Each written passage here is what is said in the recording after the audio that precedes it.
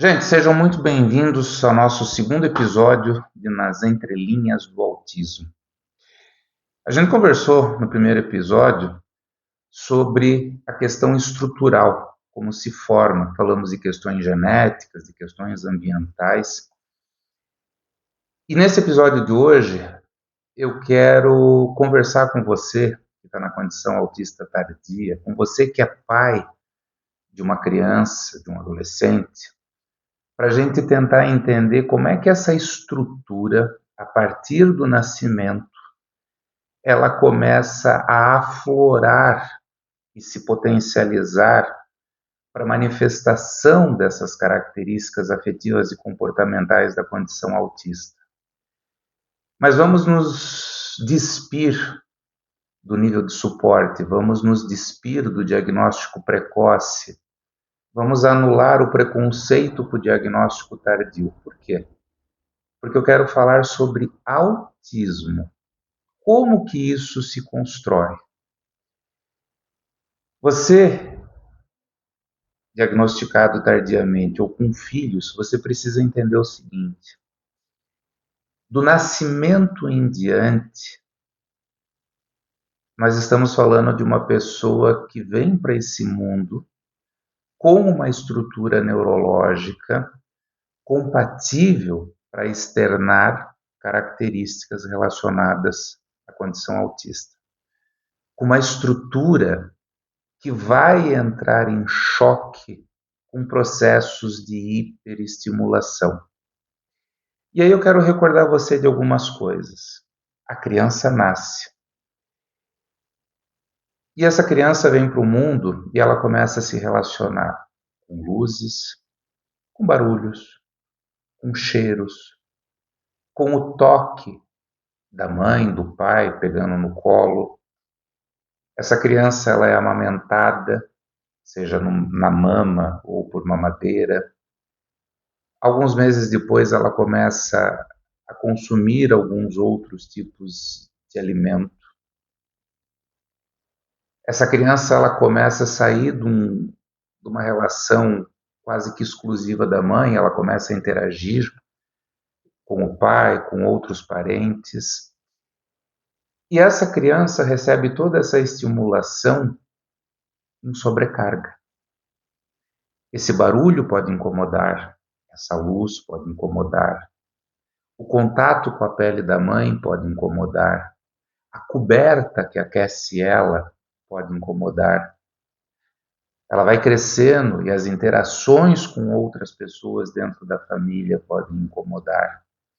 E o que acontece? Nós estamos falando de uma criança que não tem um sistema nervoso maturado. Esse sistema nervoso está se maturando. E ela não consegue construir dentro de si uma definição simbólica sobre o que acontece com ela quando ela se sente incomodada com todas essas questões que eu estou falando para vocês aqui.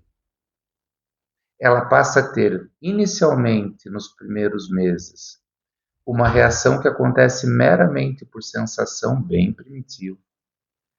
A repetição dessas sensações se transforma numa percepção, e a repetição dessas percepções gradativamente vão construindo dentro dessa criança pequenas definições simbólicas, conceitos sobre aquilo que acontece. Só que isso leva um tempinho. E até isso acontecer, há uma reação instintiva, natural, em que essa criança ela vai perceber todos esses estímulos como intrusivos, intensos e muitas vezes caóticos. E ela vai reagir, ou ela vai chorar, ou ela vai ficar em silêncio, chupando uma chupeta, e assim por diante. O que marca esses primeiros meses de vida? A criança não consegue ter uma definição adequada, porque é muito pequena, e quem está ao redor dela também não consegue perceber que isso pode estar sendo provocado por essa hiperestimulação, porque não tem comunicação. Essa criança vai crescendo e isso vai aumentando. Ela começa a ir para a escola, essa criança começa a participar de festinhas de aniversário, ela começa a participar de reuniões de família, e todo esse contexto ele vai se intensificando, vai se aumentando essa hiperestimulação. Mas ainda nós falamos de uma criança que simbolicamente ela não consegue olhar para o pai e para a mãe e dizer assim: o barulho está me incomodando. Ah, esse contato está me incomodando. Por quê? Por formação. E ela vai crescendo e se desenvolvendo nos primeiros meses e nos primeiros anos de vida num estado de alerta contínuo, porque ela não consegue definir, mas ela consegue saber que aquilo incomoda.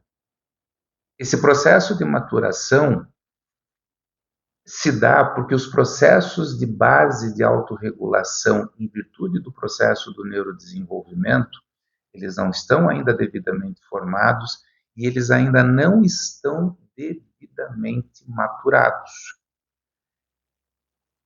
gerando tudo isso. O que isso provoca?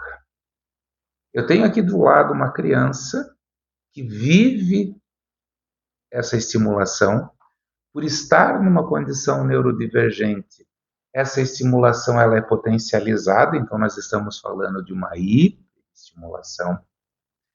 E nós estamos falando de uma criança que, por viver uma situação de incômodo, de desgaste, de caos, com recorrência, ela não consegue ter a noção disso.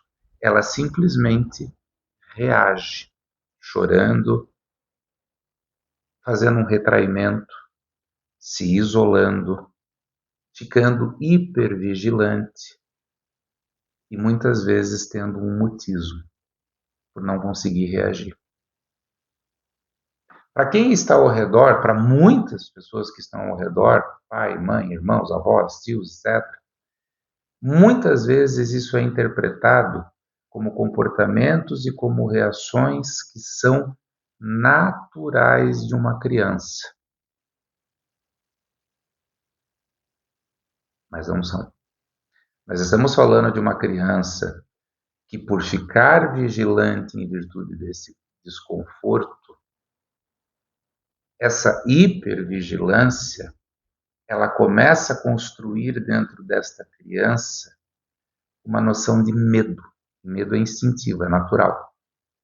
Consequentemente, esse medo ele começa a se consolidar como uma noção de perigo. E aí entra todo um processo de autodefesa. E essa criança se fecha. E começa a eclodir características relacionadas à condição autista de uma forma muito direta.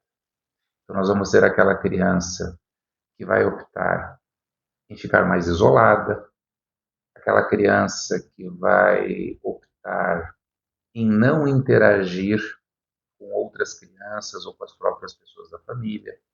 Nós vamos ter aquela criança que vai ter muita dificuldade de estar dentro de uma escola, de adentrar a um novo processo de educação.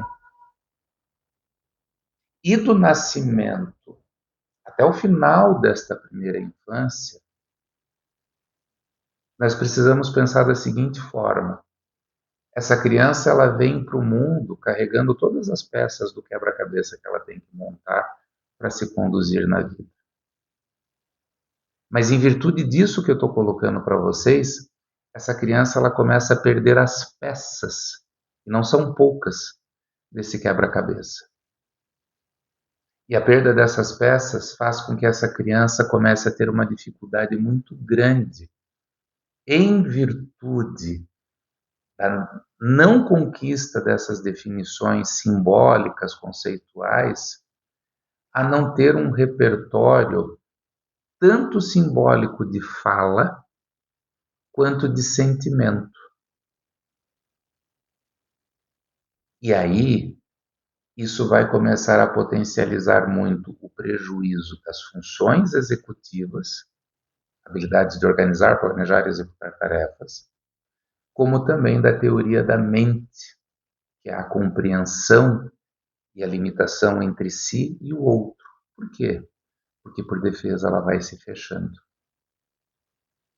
Isso aconteceu com você, isso aconteceu comigo, e isso aconteceu com toda e qualquer pessoa na condição autista. Só que aí tem o seguinte: essa criança fecha a sua primeira infância, fecha uma primeira etapa de desenvolvimento, e ela começa a se preparar para uma segunda etapa, que é uma pré-adolescência para uma adolescência, em que ela vai desprovida de muitas peças para dar continuidade ao seu processo de desenvolvimento. E é sobre isso que nós vamos conversar no próximo episódio.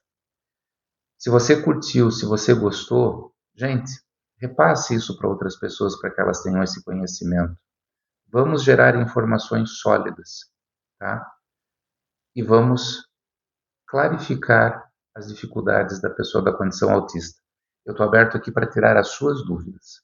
Um grande abraço.